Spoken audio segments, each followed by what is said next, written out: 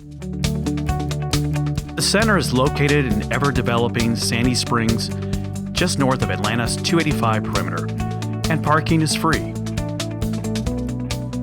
As you enter the surgery center, you will check in 1 hour prior to your scheduled surgery time. The receptionist will ask you for your photo ID, insurance card, and the completed paperwork found in your blue surgery folder.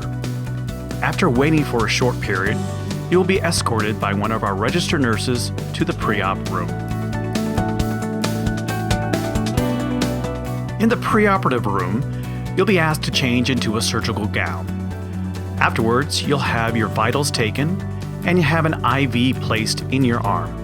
And the nurse will then ask some brief questions.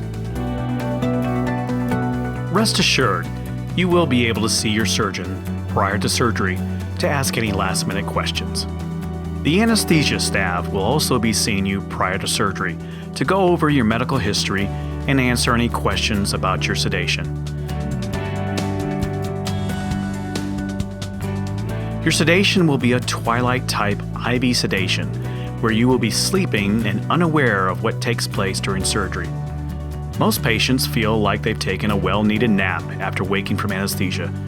Very few experience any nausea that is typical with general anesthesia.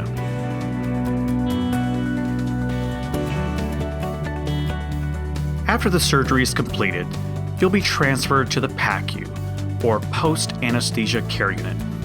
Here, the nurse will take care of your needs for about 30 minutes or until you are ready to be released to your family or friends.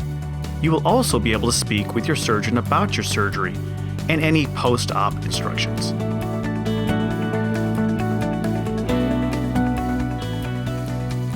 Once you are ready to be released, the nurse will take you by wheelchair to your waiting ride.